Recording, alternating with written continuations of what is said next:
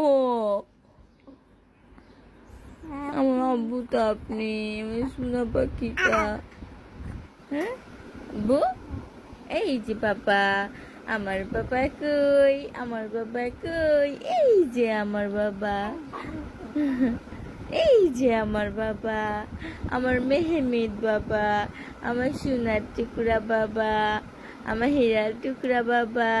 হ্যাঁ, আপনি আমার জান পাখিটা। আপনি আমার জান পাখিটা।